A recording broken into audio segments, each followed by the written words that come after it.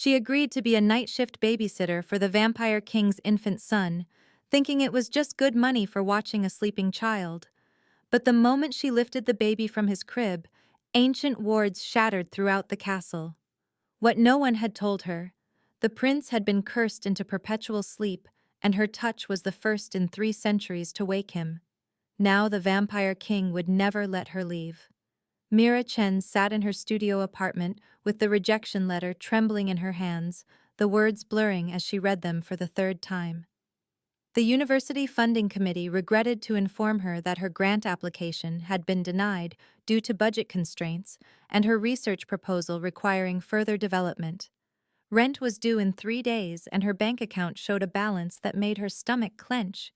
She set the letter down on the scratched coffee table next to a framed photo of her grandmother, the woman who had raised her on stories of creatures that walked between worlds, of ancient bargains and blood oaths that bound souls across centuries. Now please take a moment and subscribe to our channel and comment where you are watching from and what time is it. It is always fascinating to see where these stories get all around the world. Thank you. Mira had dismissed it all as folklore, beautiful lies meant to make the world seem more magical than it was. But tonight those stories whispered at the edges of her mind, like a warning she should have heeded. Her phone buzzed with a notification from a babysitting app she had downloaded in desperation. Night shift only, $500 per night. Discretion required. No references needed. She stared at the posting, her finger hovering over the reply button, every instinct screaming that something was wrong with an offer this generous. But desperation has a way of silencing instinct. She typed out a message expressing her interest and within minutes received a response with an address and a time. Be there at sunset. Bring nothing but yourself. The Blackthorn Manor address pulled up on her maps as a location outside the city limits, surrounded by forest, isolated in a way that should have sent her running. She borrowed her roommate's car and drove through winding roads as the sun bled orange across the horizon, painting the sky in shades of fire and ash. The gates appeared suddenly, wrought iron twisted into patterns that looked like thorns and roses intertwined, the metal black and ancient. Beyond them stretched a driveway lined with trees that seemed to lean inward, their branches forming a tunnel that swallowed the last of the daylight. The manor itself rose against the darkening sky, all Gothic spires and arched windows, stone that looked like it had been quarried from some older, darker earth. Mira parked and climbed out, her breath misting in air that felt too cold for summer, and noticed the absolute silence. No birds, no insects, nothing but the sound of her footsteps on gravel. The front door opened before she could knock, and he stood there in the doorway, a man who looked perhaps 35 with features so perfect they seemed carved rather than born, pale skin that caught the dying light like marble, and eyes the color of winter ice that tracked over her with an intensity that made her feel like prey being assessed by a predator. He did not smile. He did not offer his hand. "You are Mira Chen," he said, his voice low and precise, each word measured. "I am Lucien Blackthorn. You will not enter the West Wing. You will not open windows. You will watch the child and nothing else. Do you understand these terms?" She nodded because her voice had caught in her throat, because something about him made her want to either run or kneel, and she did not understand why. He stepped aside to let her enter, and the foyer smelled of old stone and copper, a scent that reminded her of churches and butcher shops in equal measure. The temperature inside was no warmer than outside, despite the summer heat, and when she exhaled, her breath still misted white. He walked ahead of her down a hallway lined with portraits of pale, beautiful people in clothing from centuries past, their painted eyes seeming to follow her progress. She noticed he used a cloth to turn the silver door handle at the end of the corridor, his skin never touching the metal, and filed that detail away alongside all the other wrongness accumulating in her chest. The money is too good, she reminded herself. 3 nights here and rent is covered. 1 week and she could eat something besides ramen. He handed her an ornate iron key, his fingers careful not to brush hers. The nursery is on the third floor, east wing. The child sleeps. Do not disturb him unnecessarily. She took the key and felt its weight, heavier than any key should be, warm as if it had been held in someone's hand for a very long time. She wanted to ask questions, but his expression made it clear the interview was over, so she turned toward the grand staircase with its runner of deep red carpet and began to climb. The stairs creaked under her feet, and she heard whispers curling through the air, words in a language she did not recognize, syllables that seemed to catch on her skin like cobwebs. She climbed higher, and the whispers grew softer, but never quite disappeared. The nursery door stood at the end of a hallway lined with more portraits, and Mira pushed it open with the iron key still clutched in her palm. The cold hit her like a physical blow, air so frigid she gasped and saw her breath bloom white and thick. Inside the room was decorated in shades of cream and gold, but frost crept along the windows and the walls seemed to lean inward, pressing close.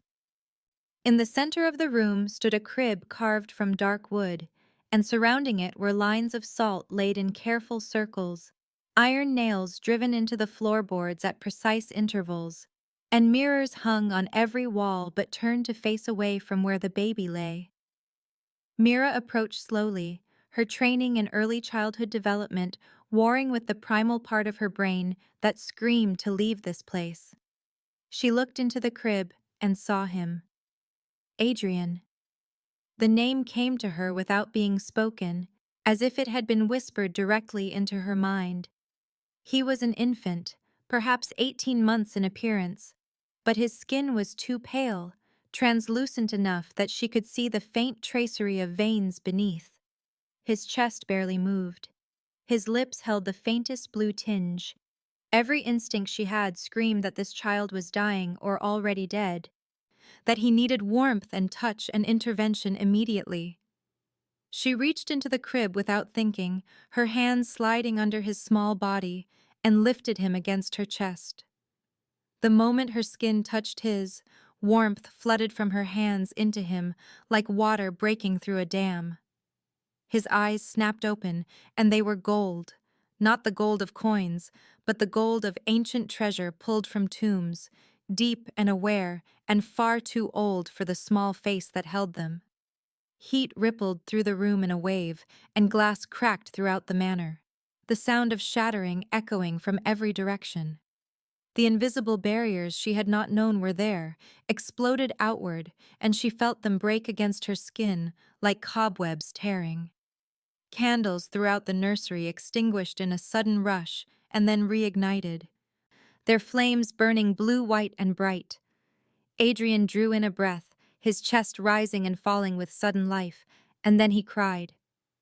It was a soft sound, heartbreakingly normal, the cry of a baby waking from sleep and finding himself confused.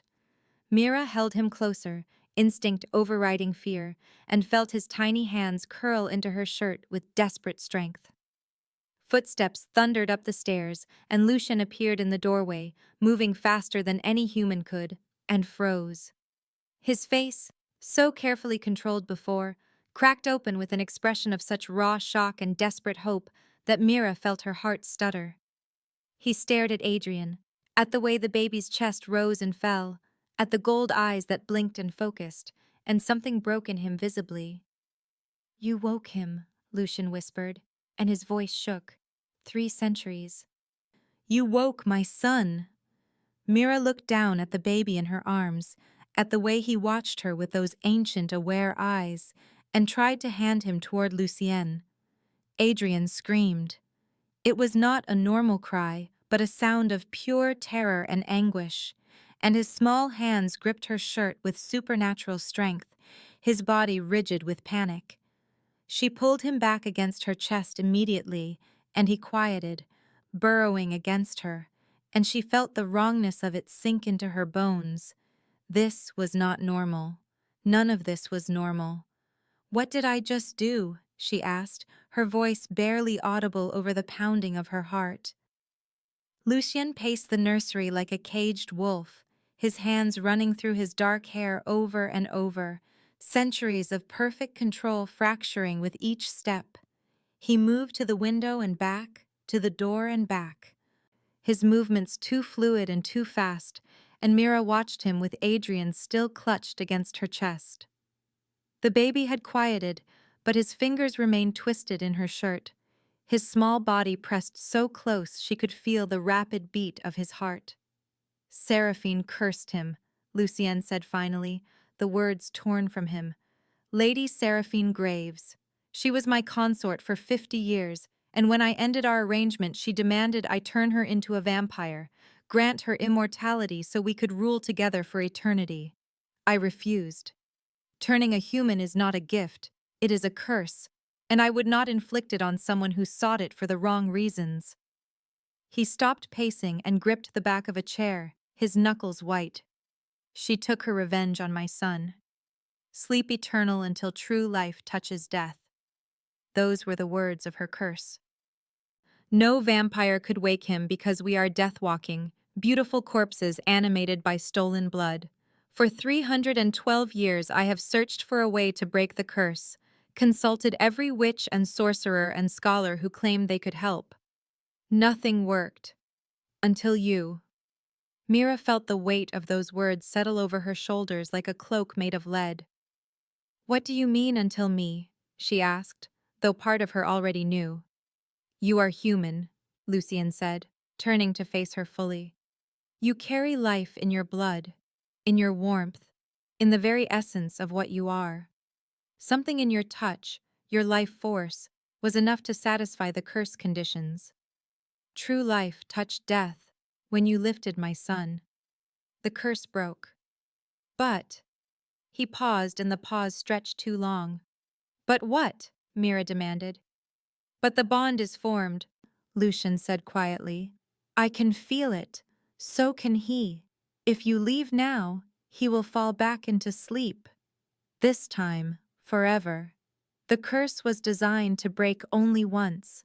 Mira looked down at Adrian, at the way he watched her with those gold eyes, and felt her heart crack. She wanted to leave. She had not signed up for magical curses and vampire children and bonds that trapped her in place. She wanted to put the baby down and walk out the door and pretend this night had never happened. But Adrian reached up one small hand and touched her face, his palm warm against her cheek, and she saw the plea in his ancient eyes. He was a child, cursed for crimes he did not commit. She could not condemn him to eternal sleep. How long? She asked. How long do I need to stay? Lucien exhaled slowly. I do not know, until we understand the bond fully. Until we find a way to make it permanent, or transfer it, or break it safely. He moved closer, his voice dropping. I will pay you $10,000 per night. You will have a room here, full board, anything you need. Please. The please broke something in her chest because she heard the desperation beneath it, the father who had spent 3 centuries watching his son sleep and would do anything to keep him awake. 1 week, Mira said. I will stay 1 week while you figure out what is happening. Then we renegotiate. Lucien nodded once, sharp and decisive. 1 week. Thank you. A raven landed on the windowsill outside, its black feathers catching the candlelight, and Lucien's expression darkened immediately. He crossed to the window and stared at the bird with an intensity that made the temperature in the room drop further. What is it? Mira asked, holding Adrian tighter. Lady Seraphine will know he is awake by dawn, Lucien said softly.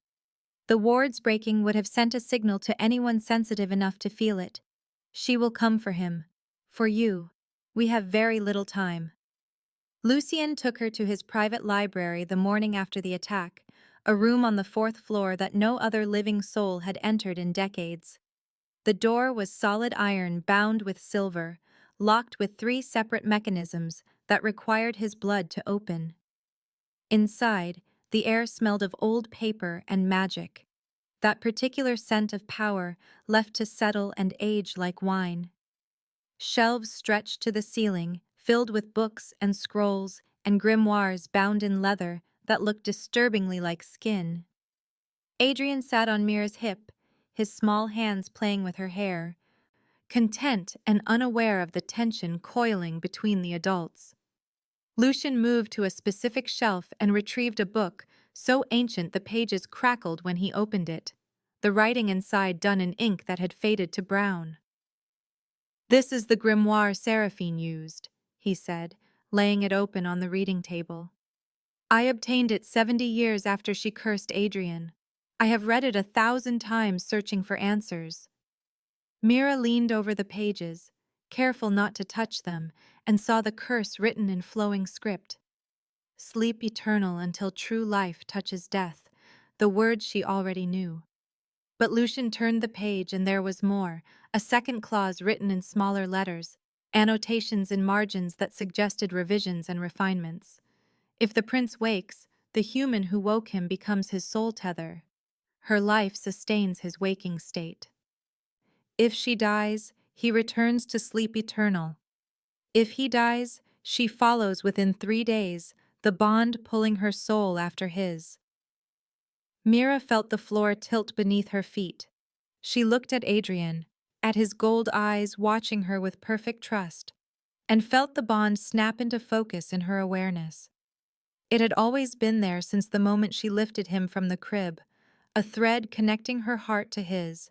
But she had dismissed it as affection, as natural attachment to a child in her care. Now she understood it was literal, mystical, absolute. "You knew," she said, her voice shaking. Lucien would not meet her eyes. "I knew there might be a bond," he said carefully. "Ancient curses often create connections between the breaker and the broken. I did not know it would be this absolute. I did not know your life would become forfeit to his. I am sorry." The apology rang hollow against the magnitude of what he had done. He had been desperate enough to risk her life without full consent, had brought her into this manor knowing she might become trapped, had let her lift Adrian and break the curse without warning her of all possible consequences. Mira felt fury rise hot and bright in her chest. "I want to leave," she said. "Break the bond. Let me go." "There is no spell to break it," Lucien said, and now he did meet her eyes, his expression holding terrible honesty. "I have searched. The only ways to sever a soul tether are death of one party or death of both. You are bound to my son until one of you dies." The words hung in the air like a sentence. Mira wanted to scream, wanted to run, wanted to shake him until he took it back, but Adrian squirmed in her arms, and she looked down at him. He smiled at her, that perfect innocent smile of a toddler who knows nothing of curses or bonds or the adult world's cruelty. He reached one small hand toward Lucien and said the word that broke them both. "Mama?" His eyes went to Mira. "Papa?" His hand stretched toward Lucien. The question in his voice was pure and simple. "Are you my parents? Will you keep me safe? Do I belong to you both?" Lucien made a sound low in his throat, something between a sob and a growl, and Mira saw a single tear roll down his face. It tracked silver in the library's dim light, the first tear he had shed in 3 centuries, pulled from him by his son's innocent trust. Mira felt her anger crack and complicate because Adrian deserved protection, deserved love, deserved a chance at life, even if it cost her everything. "I need time," she said, her voice barely audible. Lucien nodded slowly. "Time is what we don't have," he said. "The blood trial is in 5 days." Mira spent a day and night wrestling with her choice, pacing her room while Adrian slept, staring at the ceiling and weighing her options. She could run, try to disappear, but the bond would kill her within days of being separated from Adrian. She could stay and resent them both, poison the household with her anger. Or she could choose this, could decide to fight for the child who called her mama, could make peace with the vampire who had trapped her and build something from the wreckage. She found Lucien in his study the next morning and told him her decision. "I will stay," she said. Not for money. Not because I have no choice. I stay because Adrian deserves a chance and I will not let Seraphine take that from him. But we do this on my terms. Lucien gestured to the chair across from his desk, and they sat facing each other like negotiators at a treaty table. He produced parchment and ink, the old-fashioned kind used for formal vampire contracts. "State your terms," he said. "Complete honesty from now on," Mira began. "No more secrets, no more convenient omissions. If there is danger, I need to know. If there are consequences, I deserve to be warned." Lucien nodded and wrote it down. "Adrian's safety above all else," she continued. "Even your pride, even your position as king. If protecting him means running or hiding or surrendering, you do it without hesitation." His hand hesitated on the parchment, but he nodded again and wrote, "If we survive this, I get to choose whether to stay long-term. You do not compel me with magic, or threats, or manipulation. I remain of my own free will, or I am released from service, even if the bond remains." "Understood," Lucien said quietly. "Now my terms." She leaned back and waited. "You obey me in matters of security," he said. "I have centuries of experience protecting what I love from those who would destroy it. When I say run, you run. When I say hide, you hide. When I say stay silent, you trust that I know what I am doing." Mira considered and nodded. "You allow my guards to protect you," Lucien continued. "You do not dismiss them or evade them, or put yourself at unnecessary risk. You are too important now, not just to Adrian, but to any chance we have of winning the blood trial." "Agreed," she said. "You pretend to be Adrian's willing guardian at the blood trial," Lucien finished. "You show no fear, no hesitation, no doubt. The court will be watching for any sign you are compelled or coerced. They must believe you chose this freely. Can you do that?" Mira thought of Adrian's smile, his small hands reaching for her, his voice saying "Mama." "Yes," she said, "I can do that." Lucien produced a silver knife and held it over a crystal bowl. "Blood seals vampire contracts," he said. "Yours and mine mixed together. Are you certain?" Mira held out her hand, and he made a small cut across her palm. She watched her blood well red and bright, so different from the ancient darkness in his veins. He cut his own palm, and their blood dripped together into the bowl, swirling and mixing, and the moment they touched, magic exploded through the room. Mira gasped as a mental link snapped into place, sudden and overwhelming. For a single heartbeat, she felt everything Lucien felt. His emotions laid bare and immediate, overwhelming love for Adrian, desperate and fierce and absolute, bone-deep loneliness that had settled over centuries like frost accumulating layer by layer, guilt over what he had done to her, heavy and sharp, and something new, something he had been carefully not examining, directed at her. Tenderness, admiration, the first fragile threads of something that could become devotion if given time to grow. He ripped his hand away and the link shattered. The sudden absence left her gasping. "Forgive me," he said roughly. "The magic is imprecise. It shows too much." Mira pressed her hand to her chest, her heart racing. The contract glowed on the parchment before fading to ordinary ink, sealed now by blood and magic and mutual consent. "Preparation begins tomorrow," Lucien said. His voice carefully controlled again.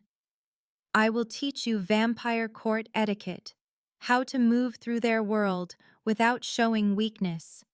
You will learn to hide your fear and project confidence you may not feel. Adrian will need to see us united. The court will be watching for any fracture they can exploit." The days that followed blurred into intense training. Lucien taught her how to stand in the presence of elder vampires, chin up and spine straight, never showing deference unless it served a strategic purpose. He taught her the formal greetings, the subtle hierarchies, the way to read a room full of predators and identify the true threats. Adrian thrived during this time, growing stronger and more aware. his vocabulary expanding daily, his small body filling out with proper nutrition and care. He followed them both around the manor, his toddler steps becoming steadier, his laughter bright in the dark hallways. Mira watched Lucien with his son, and saw the careful father beneath the vampire king, the man who had spent 3 centuries alone, rather than risk anyone else he loved. On the 5th morning, a messenger arrived at dawn, a vampire in formal livery, who bowed to Lucien and presented a sealed letter. Lady Seraphine accepts the terms of blood trial, the messenger announced. She will see you in the Court of Mirrors in 3 days' time. Mira felt ice slide through her veins, but kept her expression neutral, the way Lucien had taught her. The messenger departed, and she turned to find Lucien watching her with something like pride.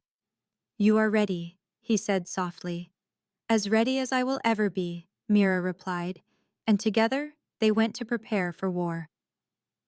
Mira stared at the document spread across the mahogany table in Elias's penthouse. The parchment so old it seemed to breathe with its own history, yet the ink forming the contract terms looked freshly written in a script that shifted between English and something older she could not quite read. Amara stood beside her with hands folded, her 200 years of existence compressed into a posture of patient witnessing, while Elias remained by the window overlooking the Hudson as though he could not bear to watch what came next. The contract was simple in its cruelty and clear in its protection, a binding supernatural agreement that would register Mira as a knowing human under the protection of Elias Voss, vampire king of the New York territory, and once she signed there would be no unknowing, no return to the comfortable ignorance that had insulated her from the truth that predators walked among humanity wearing human faces. She picked up the pen, an antique fountain pen that Amara provided, and felt its weight like an anchor pulling her down into depths she could not measure. The terms scrolled through her mind as she read them again, committing each clause to memory, even though Amara had explained them twice already, in her precise British accent that made supernatural law sound almost reasonable. Mira could not reveal vampire existence to any human not already registered, and if she broke silence, her memory would be forfeit, not just the memories of vampires, but everything connected to them, which might mean weeks or months or even years depending on how deeply the supernatural had woven itself through her life. If Elias harmed her, fed from her without explicit consent, attempted to turn her without proper council authorization, or used compulsion to override her free will, he would forfeit his title and all holdings and protections that came with his position as territorial king. The contract bound both of them, a chain with 2 ends, and Mira understood that signing meant stepping into a world where the rules she had always believed governed reality were merely suggestions laid over a deeper and more dangerous truth. "He is not doing this for the music," Amara said quietly, her dark eyes fixed on Mira with an intensity that suggested she could see through flesh to the doubts and fears churning underneath. "He is doing it because you remind him of her. That is not love, Miss Chen. That is haunting." Mira looked at Elias. At his silhouette against the city lights, at the rigid line of his shoulders that spoke of 4 centuries carrying grief like stones in his pockets. "What if I want to be haunted?" Mira said, and she meant it, because the alternative was going back to her studio apartment and her subway performances and the slow suffocation of a life that felt increasingly like waiting for permission to begin. "Then you are a fool," Amara replied without malice, "but at least you will be a protected fool." Mira signed her name in quick strokes before she could reconsider, and the moment the pen lifted from the parchment, the contract flared with a light that had no source, the signature burning itself into the document with a finality that felt like a door closing. Amara took the contract, and it vanished from her hands in a way that made Mira's eyes hurt to follow, filing itself through supernatural channels to whatever archive the council maintained for tracking the humans who knew too much. "You are registered now," Amara said. "Protected and bound." Elias turned from the window, and his face was unreadable, centuries of practice at concealing emotion, leaving his expression as smooth and cold as marble. "Tell me what really happened to Elena," Mira said, because if she was going to be haunted by a dead woman, she wanted to know the whole truth, not just the sanitized version Elias had offered in fragments. Elias closed his eyes, and when he opened them again, something in his face had cracked, the careful control slipping just enough to show the wound underneath. "Elena Vittoria," he began, his voice soft and distant, as though he were speaking from across centuries rather than across a room. Daughter of minor Florentine nobility, born in 1601, brilliant and defiant, in a world that wanted women silent and decorative. She composed music when composition was considered a masculine art, performed at salons where she was tolerated because her father's wealth bought her a seat at tables that should have been closed to her. I met her in 1623 at one of those salons, heard her play a virginal piece she had written herself, and I knew immediately that I would marry her or spend eternity regretting that I had not tried. He moved away from the window, began pacing the length of the penthouse as though movement could outdistance memory. I had been changed only a year before, turned by a vampire lord who found me dying from a riding accident in the hills outside Rome and decided I was interesting enough to save. I was still learning what I was, still hoped I could find some way back to mortality, some ritual or cure that would let me grow old beside the woman I loved. I married Elena without telling her the truth, convinced myself I could protect her from what I had become, and for 6 months we lived in a villa outside Florence, and I pretended I was still human. His voice dropped lower, each word costing him something.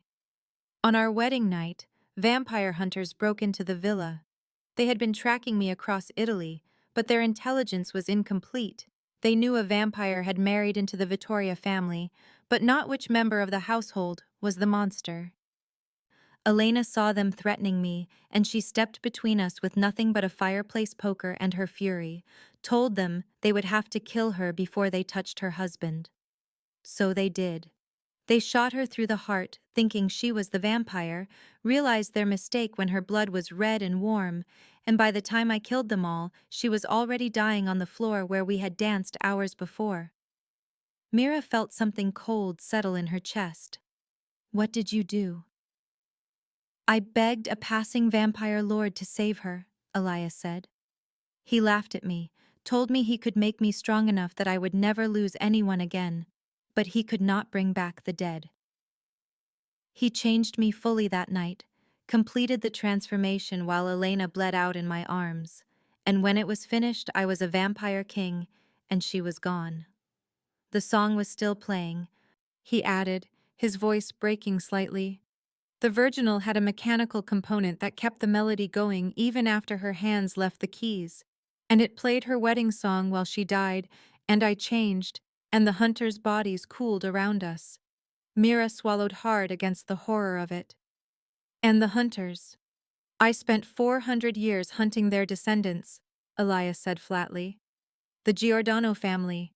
Vampire hunters for 6 generations. I tracked them across Europe, killed them one by one, erased the bloodline from existence. The last one died in 1893 in Prague, a 12-year-old boy who did not even know what his family had been. I cut his throat and felt nothing." Mira stood up, her chair scraping against the hardwood floor. "You killed a child. I killed the bloodline that took her from me," Elias corrected, his eyes meeting hers without shame or apology. And it changed nothing. Elena was still gone. The revenge was hollow. The song was all I had left of her, and even that was incomplete because she never finished writing the keyboard part. "You are not trying to remember her," Mira said slowly, understanding crystallizing into words. "You are trying to stay stuck. You want to live in that moment forever, in the grief and the guilt, because moving forward means admitting she is really gone." Elias went very still, and something flashed across his face, rage or recognition or both, and when he spoke again, his voice had gone cold with the kind of formality that was itself a weapon. "The arrangement is complete," he said. I will transfer the remaining payment to your account tomorrow. Thank you for your services, Miss Chen. The warmth that had been building between them over the week of working together, the careful collaboration, and the moments when their hands had nearly touched over the piano keys, all of it vanished like smoke, and Mira understood that she had touched something too raw, had pushed against a wound that 4 centuries had not healed. She gathered her violin case without arguing, let herself out of the penthouse, and only when she was in the elevator descending toward the lobby did she let herself feel the ache in her chest that felt like unfinished music, like a melody cut off mid-phrase. 3 days passed in a silence that felt deliberately maintained. Elias not calling and Mira not reaching out, both of them circling the unspoken hurt like boxers in their corners. Then the paparazzi photo appeared on a gossip blog called Manhattan Excess that specialized in tracking the private lives of New York's ultra-wealthy, with the dedication of hunters following blood trails. The image was grainy, shot from across the street with a telephoto lens, but it clearly showed Mira entering Elias's building for what the metadata confirmed was the 4th time in 7 days. Her violin case slung over one shoulder, and her face turned slightly away from the camera, as though she already sensed she was being watched. The captions speculated about a relationship, made jokes about sugar daddies and struggling artists, and used phrases like mystery woman and secretive billionaire that made Mira's stomach turn. Within hours, the photo had been picked up by 3 other gossip sites, each adding their own layer of innuendo and speculation, and Mira's phone exploded with texts from friends she had not spoken to in months, all of them wanting to know who the mysterious man was and whether she was okay and did she need them to come check on her. Jenna came home from her hospital shift carrying a printed copy of the photo and a look of deep concern etched into her face. "Please tell me you know what you are doing," Jenna said, dropping the printout on the kitchen counter between them like evidence. "I really do not," Mira admitted, because there was no point in lying to her roommate who had known her for 5 years and could read her moods like sheet music. The council met in emergency session that same evening in their underground chamber, the stone amphitheater that predated the subway system carved into bedrock beneath Manhattan, where human construction had never reached. Elias stood in the center of the circular floor, while Sebastian outlined the charges in a voice that carried the weight of formal accusation: exposure protocol violations that could result in forced relocation, or worse, depending on how the council voted. A human coming and going from a vampire king's residence drew exactly the kind of attention the council existed to prevent, Sebastian argued, and the fact that Mira was registered as a knowing human did not excuse the sloppiness of allowing paparazzi to document the connection. "This is not about a musician," Sebastian said, addressing the assembled council members who watched from their tiered seats with the stillness of predators waiting. "This is about a king who has become compromised by his attachment to a human. It makes him vulnerable. It makes all of us vulnerable." Elias was preparing his defense, marshalling arguments about the legality of hiring registered humans and the inevitability of some exposure in a city of 8 million, when Lord Constantine arrived uninvited, sweeping into the council chamber with an entourage of European vampires who had no business in New York territory. Constantine was old, perhaps 1,000 years, with the kind of beauty that looked carved from ice and eyes that held nothing but calculation layered over centuries of accumulated power. "I heard there was concern about a performance," Constantine said in an accent that placed him somewhere in the Balkans, his voice carrying easily through the amphitheater. "I have come to hear this famous song that has occupied the Vampire King's attention so completely."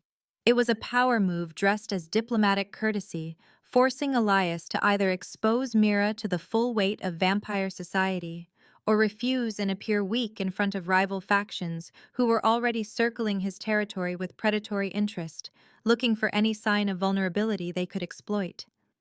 Sebastian looked at Elias with something almost like sympathy. "Council law allows for requests from visiting dignitaries," he said, and they both knew he was not actually asking. Elias had no choice without appearing to hide something, without confirming that he had something to hide. I will arrange a private concert, Elias said, the words tasting like ash. The council chamber had been built 200 years ago. A stone amphitheater carved into the bedrock beneath what was now the financial district, existing in the spaces between subway tunnels and building foundations where human workers had never been allowed to excavate. 40 vampires filled the tiered seats, their stillness unnatural, their attention fixed on the small stage area where Mira stood with her violin and tried not to think about the fact that she was surrounded by predators who could hear her racing heartbeat and smell her fear like perfume. Elias sat at the virginal he had brought from his vault, the original from 1624 with Elena's initials carved into the frame, his hands resting on the keys with a casualness that Mira knew was performance. All of this was performance, except for the music, which was the only true thing in the room. They had not spoken since their argument 3 days ago, had not even exchanged texts to prepare for this moment, but when she raised her bow and met his eyes across the instruments, she saw something flicker in his expression that might have been apology, or might have been farewell. She began to play, and Elias joined her on the second measure, their parts interweaving with the precision of something that had been waiting 400 years to be heard again, and Mira felt Elena's melody singing through her fingers as though the dead woman was guiding her hand. The music built and climbed and resolved into the final unfinished chord that hung in the air like a question without an answer. And when the last note faded, the silence in the chamber was so profound that Mira could hear her own breathing echoing off stone. Constantine began to applaud slowly, the sound sharp and deliberate, and around the amphitheater other vampires joined him until the chamber filled with the hollow sound of hands clapping. "Remarkable," Constantine said, rising from his seat with predatory grace. "The vampire king has found a human who plays his dead wife's part. Tell me, Miss Chen, does he call you Elena in the dark?" Mira saw Elias's jaw tighten, saw his fangs extend slightly as his vampire nature rose to the surface in response to the provocation, and she understood that this was the real trap, not the performance, but what came after. "He does not call me anything," Mira said, setting down her violin with careful precision. "I am a musician. This is a job." "Then you will not mind playing for me," Constantine said, leaning forward with interest that felt predatory and cold. "I will triple whatever he is paying you." Mira felt the weight of every vampire in the room watching her, felt the political currents moving beneath the surface of what seemed like a simple offer, and she suddenly understood that council law allowed contract poaching if the human consented, a rule meant to prevent vampire monopolies on human talent, but weaponized now to strip Elias of the one thing he had allowed himself to want in centuries. She looked at Elias and saw what it would cost him to lose the song again, to have even this ghost of Elena taken away and given to a rival who would use it purely as a symbol of dominance. "I am not interested," Mira said clearly, her voice steady despite the fear making her hands shake. Constantine smiled, and it did not reach his eyes, his expression cold as winter. "Pity," he said softly. "I would have ensured you lived long enough to finish your career. Human lifespans are so brief." The chamber erupted in whispers, vampires leaning toward each other with commentary that Mira could not quite hear. And Elias moved with inhuman speed, crossing the space between them and taking her arm with a grip that was firm but not painful. They were out of the underground chamber and into a car before the council could react, before Constantine could say anything else, and in the back seat Mira started shaking as adrenaline finally caught up with her nervous system. "He threatened me," she said, her voice barely above a whisper. "He did worse," Elias said grimly, staring straight ahead as the car pulled away from the curb. "He marked you." The brownstone in Brooklyn belonged to Amara, and was warded with protections Mira could feel, but not see. A weight in the air that suggested nothing uninvited could cross the threshold without triggering defenses she did not want to imagine. Elias paced the length of the living room while Amara made tea in the kitchen, the ritual of preparation offering comfort, even though Mira knew the vampire archivist did not drink it herself. By publicly refusing Constantine, You became a status symbol, Elias explained, his voice tight with controlled fury. Now every vampire who wants to undermine me has incentive to target you, to take you, hurt you, or turn you just to prove they can. You have become a piece on a chessboard I never should have brought you to. Mira set down her teacup with enough force that it cracked against the saucer. You should have told me this would happen. I did not sign up to be a pawn in your vampire politics. You are right, Elias said, and the admission seemed to cost him something, his shoulders dropping as though a weight had finally become too much to carry. I was selfish. I wanted the song. I wanted to hear her music again, wanted to feel something besides the cold that has been my existence for 4 centuries. I will erase your memory. You can go back to your life. I will make sure Constantine understands you are off limits, that you were compelled and had no real choice in any of this. Part of Mira wanted exactly that, wanted to forget vampires and councils, and the way Elias looked when he played Elena's song with his eyes closed and his face transformed by grief into something almost human. But she had seen too much, felt too much. And the music had connected her to something bigger than subway platforms and tip jars, and the small, careful life she had been building out of rejection letters and compromise. I want to finish the song, Mira said suddenly, the words coming before she had fully formed the thought behind them. The real way, not this duet. There is a third movement. I can feel it in the structure. Elena meant to write more. Elias stared at her, as though she had spoken a language he had forgotten how to understand. How do you know that? Because the harmony does not resolve, Mira said, pulling out the sheet music she had brought with her, the 12 pages of vellum that Elias had preserved for 400 years. She pointed to the final measures where Elena's violin line hung suspended on a chord that wanted to go somewhere else, that was waiting for something. This is not an ending. This is a question waiting for an answer. Elias studied the notation with eyes that had read more music than Mira could imagine, and his expression shifted from skepticism to wonder as he traced the melodic line with one finger. She always said the song was incomplete, he said quietly. I thought she meant the keyboard part, that she had not finished writing out the accompaniment. But you are right. The harmonic structure suggests a third voice, something that would answer the question the duet asks. Then we finish it, Mira said, feeling certainty settle into her bones like the rightness of a perfect fifth. Together. And maybe when it is done, you can let her rest. Amara stood in the kitchen doorway watching them with an expression that suggested she had seen this kind of hope before and knew exactly how much it could cost. But she said nothing, as Elias and Mira bent over the sheet music together, searching for the ghost of a melody that Elena had never lived to write down. The Court of Mirrors existed beneath the city in an ancient amphitheater carved from stone so old it predated written history, its walls lined with obsidian mirrors that reflected nothing but empty space where vampires should have stood. Mira descended the spiral stairs with Adrian in her arms, her body wrapped in a gown Lucien had provided that morning, deep emerald silk that moved like water and felt like armor against her skin. Hundreds of vampires filled the tiered seating, their eyes tracking her movement with predatory focus, and she saw herself in the mirrors as she passed, alone with Adrian, the only two figures with reflections in all that gathered darkness.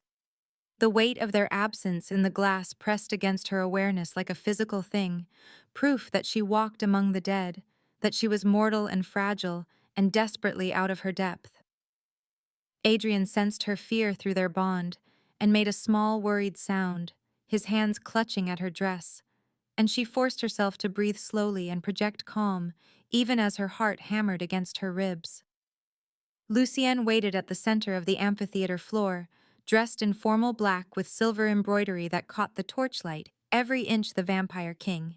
And when she reached his side, he touched her elbow briefly, a gesture of support that steadied her. Seraphine made her entrance from the opposite staircase, and Mira felt the air change, felt the court's attention shift and sharpen with anticipation. She was devastating in the way natural disasters are devastating. all terrible beauty and barely contained violence. Her hair falling in midnight waves past her waist, and her dress the red of fresh arterial blood. She moved with grace that spoke of centuries perfecting every gesture, every tilt of her head, calculated to mesmerize and destroy, and her eyes, when they fixed on Mira, held nothing but contempt. "The human pet thinks she can raise my son," Seraphine said, her voice carrying effortlessly through the amphitheater. "How amusing that Lucien has fallen so low as to let mortals play at motherhood." Lucien's expression remained carved from ice, but Mira heard the rage beneath his words when he responded. "Your claim ended when you cursed an innocent child out of spite and jealousy. You have no right to call him yours." "I loved you," Seraphine said, and for a moment something raw and genuine cracked through her perfect facade. "You made me this monster when you cast me aside. You destroyed what we had for a human woman who gave you a child, and then died like all mortal things die. Everything I did was because you taught me that love among our kind is conditional and cruel." The council elder who had visited Lucien's manor rose from his seat in the first tier and raised his hand for silence. "The blood trial will proceed according to old law," he announced. "3 challenges to prove worthiness: knowledge of our ways, sacrifice for the child's future, and love proven beyond doubt. Lady Seraphine and the human called Mira will both face each test.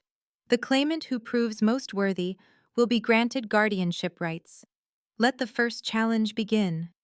Another council member descended to the floor carrying a scroll that unrolled to reveal questions written in script so elaborate Mira could barely read it. "The challenge of knowledge," the vampire announced. "Each claimant will answer questions regarding our history, our laws, and the bloodline of the prince." Seraphine went first and answered with bored precision, reciting dates and lineages and political alliances that stretched back millennia. Her knowledge was absolute and she knew it, her smile sharp as she finished and turned to watch Mira with anticipation of failure. Mira stepped forward with Adrian still in her arms, because she would not set him down, would not let him think even for a moment that she might abandon him. The questions came rapid fire, and she drew on everything Lucien had taught her during their preparation, answered about the founding of the vampire courts and the hierarchy of noble houses, and Adrian's specific lineage through both parents. She stumbled once on a date but corrected herself, saw surprise ripple through the court that a human could know so much, and felt small satisfaction at exceeding their low expectations. Seraphine's expression hardened when Mira finished without major error.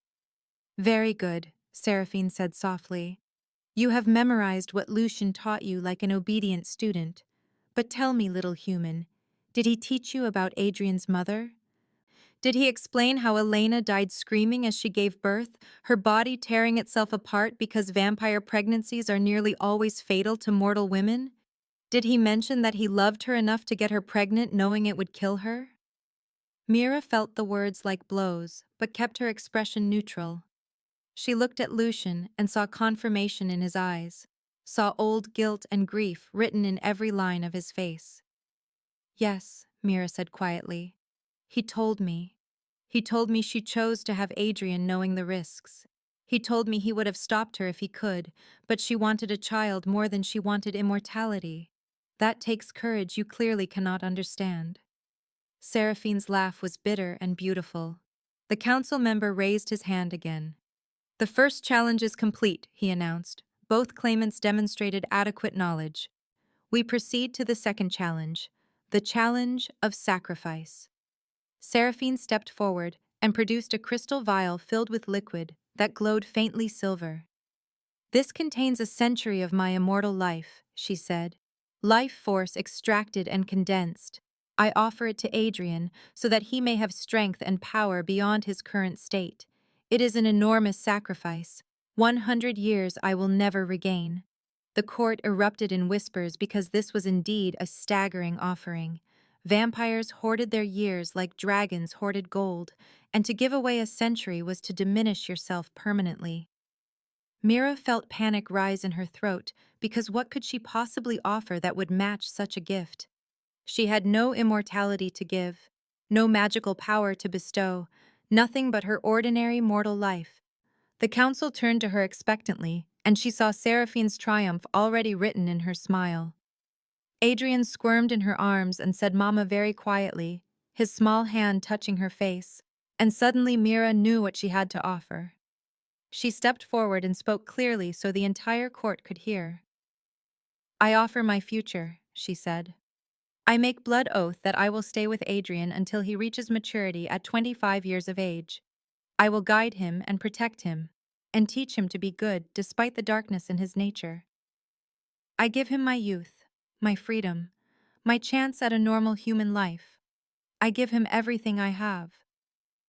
Lucien moved toward her with protest in his eyes, but she was already drawing the silver knife from her belt, the one he had given her for protection, and she cut across her palm before he could stop her. The blood welled bright and red, and she spoke the words of binding that Lucien had taught her during their contract signing. I swear by blood and bone and soul that Adrian has my life until his maturity. This I offer freely, this I give without reservation. Magic erupted through the amphitheater like lightning, searing white and burning hot, and Mira felt it sear through her veins and wrap around her heart. The bond with Adrian that had been unconscious and gentle suddenly blazed into painful clarity, a chain of light connecting them that every vampire present could see. 25 years, Seraphine hissed. You would waste your human life on a creature that will watch you wither and die? You will age while he stays young. You will grow weak while he grows strong. You will give him your best years, and he will not even remember you fondly when you are gone. Mira looked at Adrian and then at Seraphine and spoke with absolute conviction. That is what parents do, she said. They give everything. They sacrifice without counting cost. You offer years you have in abundance. I offer the only years I have. Which of us truly loves this child? Adrian felt the bond solidify and clung to Mira with desperate strength, his small body trembling. And she held him close and tried not to show how much the magic hurt as it burned through her. Seraphine's beautiful face twisted with fury, and she turned to the council. I demand the final challenge immediately, she said. The challenge of love. Prove your heart is true, little human. Survive my test or forfeit the child. The council elder hesitated and then nodded slowly. Let the final challenge begin, he said, and Mira felt the trap close around her even before Seraphine began to cast her spell. The world dissolved into illusion, and suddenly Mira stood alone in darkness, watching a vision unfold before her eyes. Adrian grown to adulthood, tall and beautiful and terrible, his hands wrapped around a human victim's throat, his fangs buried in her neck, blood spilling down his chin as he fed with animal hunger. The victim's face turned toward Mira, and it was her grandmother, dying again, life draining from her eyes. This is what he will become, Seraphine's voice whispered through the darkness.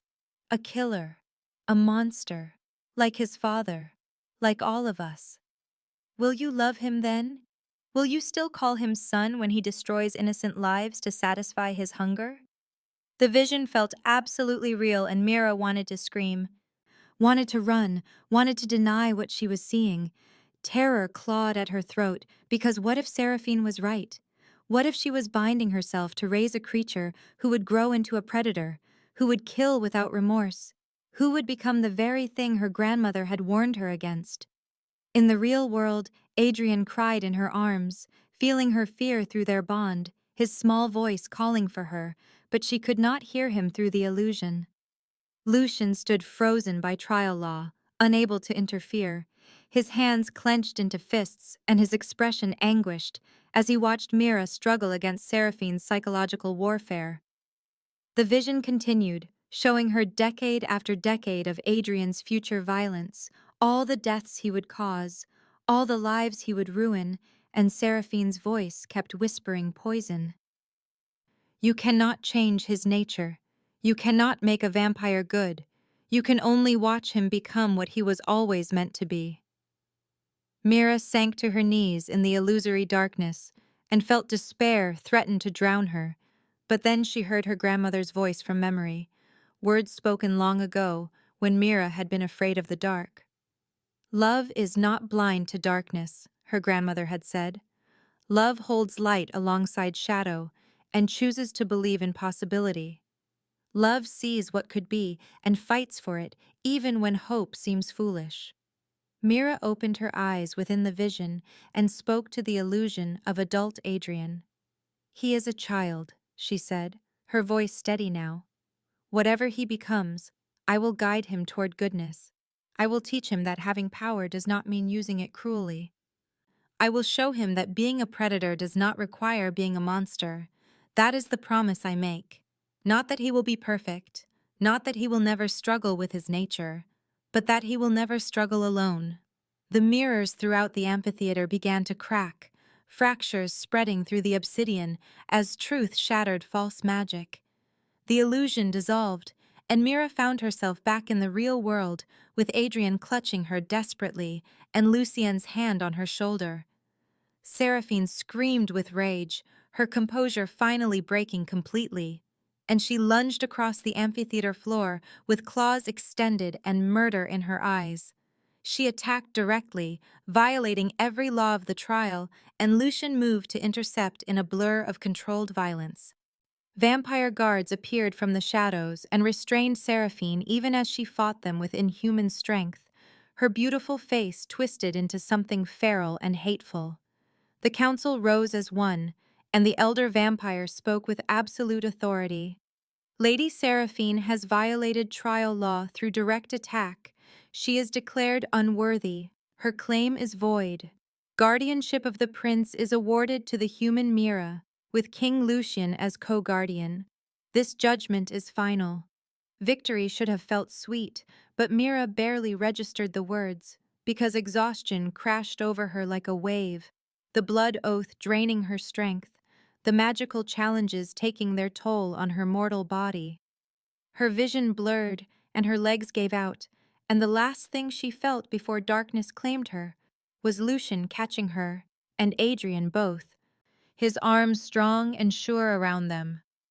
"You should not have bound yourself to us," he whispered against her hair as he carried them from the amphitheater. "Now you will pay the price." She wanted to tell him the price was worth it, that she would pay it again, that some things mattered more than safety or comfort or long life, but unconsciousness pulled her under before she could form the words. Mira woke in Lucien's private chambers 3 days after the trial, her body feeling like it had been hollowed out and refilled with lead. The room was darker than her own, all heavy curtains and ancient furniture, and it smelled of him, cedar, and something indefinable that her brain labeled as old magic. Adrian sat on the bed beside her, looking nearly 3 years old now, instead of the toddler she remembered from the amphitheater, his development accelerating at supernatural speed. He smiled when her eyes opened and touched her face with small, careful fingers. "Mama, awake," he said, and his relief flooded through their bond so strongly she gasped. Lucien appeared in the doorway as if summoned by her consciousness, his expression carefully controlled, but his eyes holding something that looked like guilt and fear combined. "You should not have made that oath," he said without preamble. Blood oaths between human and vampire are parasitic. The magic sustains the bond by drawing from your life force constantly. You will age faster than normal, perhaps have 10 years instead of the 25 you promised.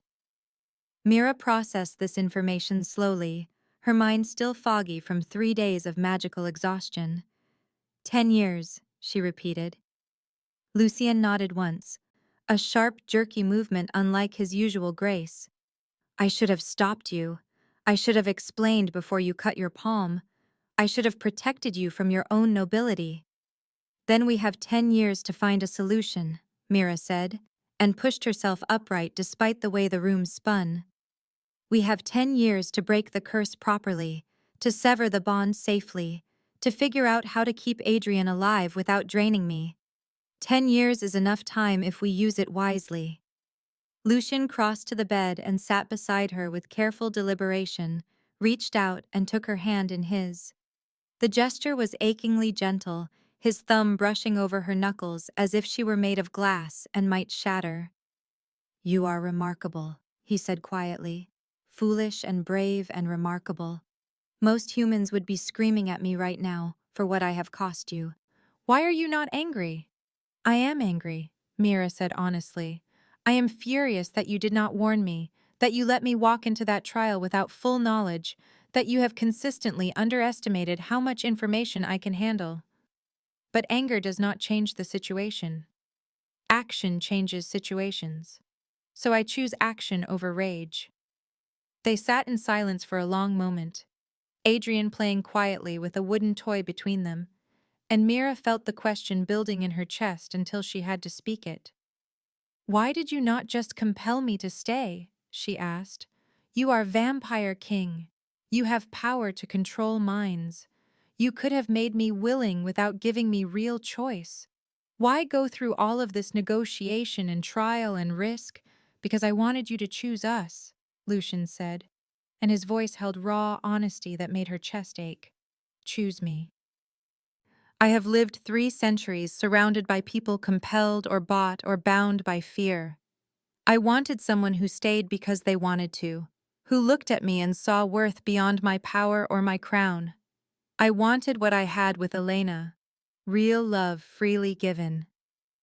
The confession hung between them like a physical thing, and Mira felt her breath catch, because this was more than gratitude or partnership or co-parenting. This was Lucien admitting he wanted her specifically, wanted her choice to matter, wanted her love if she ever decided to give it. Adrian looked up at them both, and his small face crumpled with distress. "Mama's sick because of me?" he asked, his voice wobbling. "I made Mama hurt?" "No," Mira and Lucien said simultaneously, their voices overlapping, and they moved in perfect sync to gather him close. They held him between them, and Mira felt the rightness of it, felt like they had become a unit without her noticing, 3 people functioning as family. "You did not make me sick," Mira said firmly. "I chose to make a promise to you because I love you. That is what people do when they love each other. They make sacrifices gladly." Lucien met her eyes over Adrian's head, and she saw wonder there. Saw him recognizing the same thing she felt, this accidental family they had built from desperation and curse and choice. A guard knocked on the doorframe and waited for permission to speak. "My lord," the guard said when Lucien acknowledged him. "Lady Seraphine has escaped custody. She killed 3 guards and disappeared into the city. We have search teams tracking her, but she knows how to hide." Lucien went very still, his expression shifting from vulnerable to dangerous in an instant. "She will come for you with everything she has," he said to Mira. "We need to leave the city. Tonight." The estate Lucien moved them to sat high in the mountains, remote and beautiful, and surrounded by forests so thick they seemed impenetrable. It had belonged to Elena, Lucien explained, as they arrived at dawn, his wife's childhood home preserved perfectly since her death. Mira walked through rooms frozen in time, evidence of Lucien's old life everywhere she looked. Portraits of a woman with warm brown eyes and gentle smile, journals stacked on a writing desk, children's books in a nursery that had waited 300 years for the child who would use them. Adrian explored with wide-eyed wonder, touching things carefully as if he understood their significance, and Mira felt like an intruder in a shrine to a woman she could never replace. She found Elena's diary in the bedroom that had clearly been hers, leather-bound and filled with elegant handwriting. Mira knew she should not read it, knew it was private, but her hands opened the book anyway, and she found herself consuming Elena's words. The woman wrote about her love for Lucien with honest passion, about her fear of dying in childbirth with clear-eyed acceptance, about her hope that Adrian would survive and thrive despite the odds. The final entry made Mira's throat close with emotion. If you are reading this, you have saved my son, Elena had written. You have done what I could not. You have given him life and love and a future I will never see. Whoever you are, know that I am grateful beyond words. And Lucien, if you read this, love her as you loved me. She is my final gift to you both. Do not waste it mourning what is gone. Embrace what remains. Mira did not hear Lucien enter, but suddenly he was there, standing in the doorway watching her with unreadable expression. You found her diary, he said, not quite a question. I am sorry, Mira began, but he shook his head and crossed to sit beside her on the bed. Do not apologize, Lucien said. She would want you to read it. She always believed in knowledge freely shared. He took the diary gently and flipped to the final entry, read it again, though he clearly had it memorized. I loved her completely, he said quietly. I thought I would never feel that again after she died. I thought my capacity for love died with her, and the only thing left was duty and grief and the endless search for a cure. I was wrong. He looked at Mira with such intensity she forgot to breathe. These past weeks with you and Adrian, watching you become a mother to my son, seeing your courage and your kindness and your strength, I have felt something I thought impossible. I have felt my heart remember how to hope, how to want, how to love. Mira felt tears prick her eyes because this was everything she wanted and everything she feared, this vampire king offering her his battered heart, this impossible situation where she had 10 years at best and he had eternity. She leaned toward him and he leaned toward her, and their lips were inches apart when Adrian's voice called out from his room. Mama? Papa? Bad dream. They broke apart, and the moment shattered, but something remained. A promise of what could be if they survived long enough to claim it. Lucien went to comfort Adrian, and Mira sat alone with Elena's diary and felt the weight of the dead woman's blessing. Night fell, and with it came attack. Windows shattered simultaneously throughout the house, glass exploding inward in glittering shards. Shadow creatures poured through every opening, more than Mira had seen at the manor, a coordinated assault meant to overwhelm. Lucien fought in the foyer with brutal efficiency, his body moving too fast to track. But there were too many, and they kept coming. Mira grabbed Adrian and ran for the hidden room Elena had designed, a panic room behind a bookshelf in the library. She shoved the shelf aside and pulled Adrian through, slammed the hidden door shut and threw the bolts. The room was small and windowless, supplied with food and water for a siege. But as Mira searched, she realized with growing horror that there was no exit except the way they came in. They were safe but trapped. Seraphine's voice echoed through the walls, magically amplified, beautiful and terrible. I will burn this house with you in it, she called, just like I should have done to Elena when she was pregnant. Just like I should have destroyed everything Lucien loved before he had the chance to replace me. Smoke began seeping under the door, thick and black and choking. Mira pressed cloth against the door gap, but smoke continued filtering through, filling the small room with toxic haze. Adrian coughed and his eyes watered, and she felt panic claw at her throat because they were going to die in here, suffocate in this hidden room while Lucien fought alone outside. Adrian looked at her with those gold eyes, and she saw fear, but also determination, saw something ancient and powerful stirring in his small body. Mama, he said, and held out his hands. Help me. Light burst from his palms, golden and pure, forming a sphere around them both. The smoke hit the barrier and dissipated, unable to penetrate, and Mira realized Adrian was manifesting power she had not known he possessed. The effort made him shake, made tears stream down his face, and she understood instinctively that he could not maintain it alone. She pressed her hands to his and opened herself to the bond completely. Let her life force flow through the connection into him.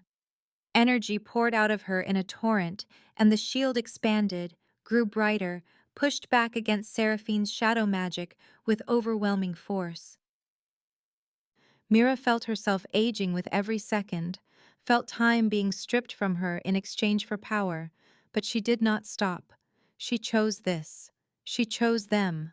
The light exploded through the house like a supernova, shattering every window, destroying every shadow creature, burning through Seraphine's magic like acid through silk. Lucien saw the light from the foyer where he fought and understood immediately what Mira was doing. He felt rage and terror and desperate love, fought with renewed fury to reach them, to stop her from sacrificing herself. Seraphine stood in the great hall surrounded by flames of her own making, her beautiful face twisted with hatred. "You chose a human over me," she screamed at Lucien.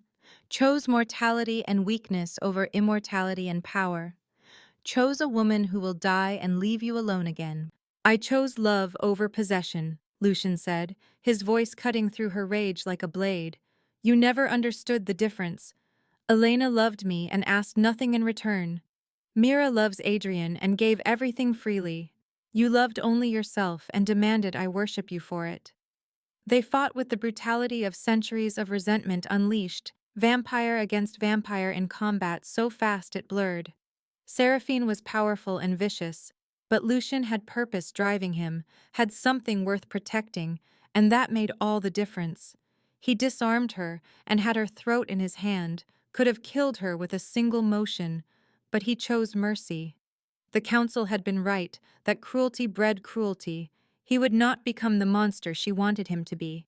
The vampire council arrived as if summoned.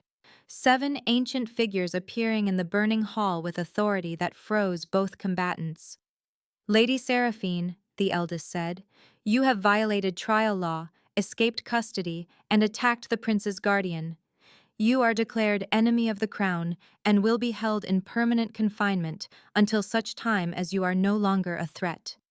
Seraphine fought as they took her, but even her power could not match 7 elders working in concert. They dragged her away, still screaming promises of revenge, and Lucien did not watch her go. He ran for the hidden room, tore through the bookshelf with his bare hands, and found Mira unconscious on the floor with Adrian kneeling beside her. "Papa," Adrian said, his small voice breaking. "Mama will not wake up." Lucien gathered Mira into his arms and his breath stopped because the cost of what she had done was written on her body in ways that could not be hidden. Silver streaks ran through her dark hair. Fine lines creased the corners of her eyes. Her skin had lost some of its youthful elasticity. She had aged approximately 5 years in the space of minutes, burning through her limited time to save them both. He carried her out of the burning house with Adrian clutching his leg, found a clear space in the garden, and held her against his chest while tears he could not control ran down his face. "I am so sorry," he whispered into her hair. "I will find a way to fix this. I swear it. I will search every grimoire and consult, every witch and make deals with demons if I must, but I will not let you pay this price." Adrian curled against them both, and the 3 of them sat in the ashes of Elena's house while dawn broke over the mountains, a family forged in fire and bound by choices that could not be undone. 3 months had passed since the fire at Elena's estate, and winter had arrived at Blackthorn Manor with silent authority, covering the grounds in white and turning the ancient trees into skeletal sentinels. Mira stood at the window of the library watching snow fall and caught her reflection in the glass, a woman who appeared mid-30s now instead of the 25 she had been, silver threading through her dark hair like frost. The aging had stabilized after that terrible night, her body finding equilibrium between the drain of the blood oath and the natural resilience of her life force. She looked older but felt stronger, felt like she had grown into herself in ways that had nothing to do with physical years. Adrian appeared 5 years old now, his development slowing to a pace that mimicked normal childhood, and he moved through the manor with the confidence of a child who knew he was loved completely. He called them both Mama and Papa without hesitation, the words coming as naturally as breathing, and Mira's heart expanded every time she heard them. Lucien had scholars searching every library in the vampire world for a way to reverse or stop her aging, ancient texts and forbidden grimoires arriving weekly in crates marked with seals she could not read. He obsessed over the research with the single-minded intensity of someone trying to outrun guilt, spending hours in the library surrounded by books, while Mira tried to convince him she did not regret her choice. Their new normal had settled into rhythms that felt almost domestic, despite the underlying impossibility of their situation. Family dinners where Adrian tried human food to be like Mira, making faces at vegetables and declaring chocolate the best thing ever invented. Lucien teaching Adrian to control his emerging powers in the ballroom after dark, patient and thorough as the boy learned to summon light without fear. Mira and Lucien dancing in that same ballroom late at night after Adrian fell asleep, moving together in silence while snow fell outside and the weight of unspoken feelings pressed against them both. Tonight they danced, and Lucien held her closer than necessary, his hands spanning her back, his eyes holding hers with intensity that made breathing difficult. "You are beautiful," he said quietly. "More beautiful now than the day you arrived. Age suits you. You see deeper, love fiercer, know yourself completely. I am privileged to witness it." Mira felt tears prick her eyes because he always did this, always found ways to make her aging seem like gift instead of curse. "Then stop looking for a cure," she said. "Stop drowning in research trying to fix something that is not broken. I chose this. I would choose it again. I would choose it 1,000 times." Lucien stopped dancing and cupped her face in his hands with aching gentleness. "I love you," he said, the words raw and honest. "However much time we have, I want all of it. Every moment, every breath, every heartbeat. I want to deserve the choice you made." Mira rose on her toes and kissed him, slow and careful and full of promise. The kiss deepened and became something fierce and desperate, 3 months of tension and longing finally breaking through careful control. They broke apart, breathing hard, and Lucien pressed his forehead to hers. "I have lived 300 years, he whispered. "I have never felt this terrified of losing something. That is how I know it is real." Upstairs in the library, Adrian sat hidden behind a shelf listening to their voices drift up through the old house. He had heard Mira tell Lucien to stop looking for a cure and felt determination settle in his small chest. If Papa would not search any more, then Adrian would search himself. He could read now, could understand the ancient texts better than anyone suspected. And he loved Mama enough to find a way to keep her forever. He pulled down a book written in old vampire script and began to read by candlelight, a child on a mission to save the woman who had saved him. Winter gave way to early spring, and Adrian's apparent 6th birthday arrived, though in truth it was his 312th. Mira planned a party with the enthusiasm of someone who had never thrown a children's celebration before, decorating the ballroom with streamers and flowers, and a cake that the human staff had spent 2 days perfecting. The guests were an odd mix of friendly vampire court members who had accepted the unusual family and human staff who had been carefully brought into the secret. Everyone pretended this was a normal 6-year-old's birthday, instead of a curse-broken vampire prince who had spent 3 centuries as an infant. Adrian wore a small suit that made him look absurdly formal and moved through the party with grave politeness, accepting gifts and thanking guests with the courtesy Lucien had taught him. But Mira could feel his excitement through their bond, could sense he was waiting for something, building toward an announcement.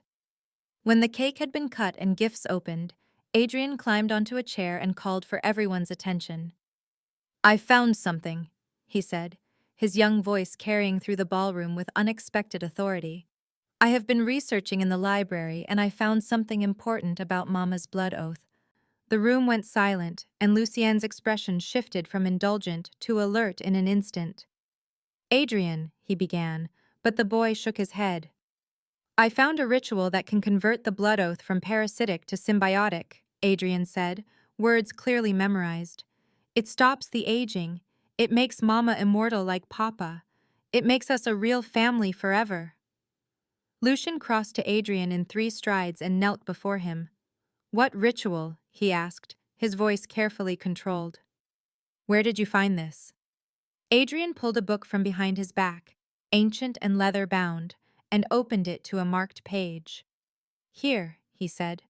"The ritual of eternal binding. It requires Papa to share his immortality with Mama by bonding them as mates.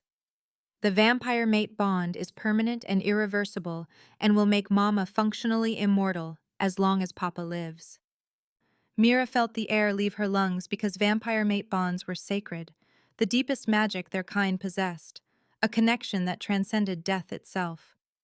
She had read about them in her research, understood they were rare and precious, and not given lightly. Lucien took the book with shaking hands and read the passage, his expression cycling through hope and fear and desperate longing. "This is real," he said finally. "This could work. But the cost." He looked at Mira and she saw his hesitation, saw him wrestling with the weight of what this would mean. "I cannot ask you to give up your humanity forever," he said. "To bind yourself to me for eternity, to become something neither fully human nor fully vampire, to sacrifice the life you could have had." Mira crossed to him and took his face in her hands, the way he had done to her months ago. "You are not asking," she said clearly. "I am choosing. I choose you and Adrian and whatever strange half-life this ritual creates. I choose forever if you are offering it. I choose us." The ritual was performed 3 nights later under the full moon in the manor's private garden, witnessed by the trusted friends who had become their chosen family. Mira wore white, and Lucien wore black, and Adrian stood between them holding the ancient book, reading the words in a language older than most civilizations. The magic required blood shared between them, and Lucien cut his palm with a silver blade, then cut Mira's, pressed their hands together while Adrian chanted in the old tongue. Power surged through Mira like lightning, burned through her veins and rewrote her at a cellular level. Her heart stuttered and stopped and she felt herself dying, felt her humanity slipping away like water through fingers. Then Lucien's blood reached her heart and it restarted, stronger than before, beating in time with his own distant rhythm.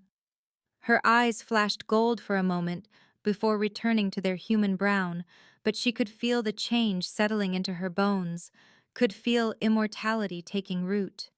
She was not fully vampire, would never crave blood or burn in sunlight, but she was no longer purely human either. She had become a bridge between worlds, something new and unprecedented. Adrian threw himself at them both and they caught him, held him tight while witnesses applauded, and magic settled into permanence around them. "We did it," Adrian whispered. "You will not age anymore. You will not leave. We are family forever." They returned to the manor and dismissed the guests and made their way to Adrian's room, the nursery transformed over months into a proper child's space. The old music box still sat on the dresser, the one Lucien had wound for his infant son 300 years ago. Lucien picked it up now and wound it carefully, let the familiar melody fill the room. Mira sat on the bed and Adrian curled against her side while Lucien settled on her other side, his arm around her shoulders. This moment mirrored others, but felt complete in a way nothing had before. Felt like pieces finally falling into place. "We will be together forever?" Adrian asked, his voice drowsy with contentment. "Forever," Mira confirmed, pressing a kiss to his hair. Lucien tightened his arm around her and smiled, the expression soft and genuine and full of wonder. "And that still will not be long enough," he said quietly. Mira picked up the storybook on the nightstand, the one about a princess who saved herself and lived happily ever after, and began to read. Her voice mixed with the music box melody and Adrian's breathing slowed as sleep claimed him. She remembered the woman she had been 6 months ago, alone in a tiny apartment staring at a rejection letter, convinced she had failed at everything. That woman could never have imagined this impossible family built from curses and choices and love that defied every rule. Adrian stirred against her, and his eyes opened briefly. "Mama," he said sleepily, "Papa, will I have a little brother or sister someday?" The question hung in the air between them, and Mira felt Lucien go very still beside her. She turned to look at him and saw the same shock and wonder and possibility reflected in his expression. They had not discussed this, had not thought beyond keeping the family they had alive and together. The idea of expanding it seemed impossible and terrifying and strangely right. Neither of them answered immediately, and Adrian drifted back to sleep without waiting for a response, secure in the knowledge that his parents would figure it out. Lucien met Mira's eyes over Adrian's head, and she saw love there, saw commitment and hope, and the first real smile she had witnessed in the months since they met. His expression transformed him, made him look younger despite his centuries, made him look like a man who believed in futures instead of drowning in pasts. "Let us start with getting through first grade," he said finally, his voice warm with humor and promise.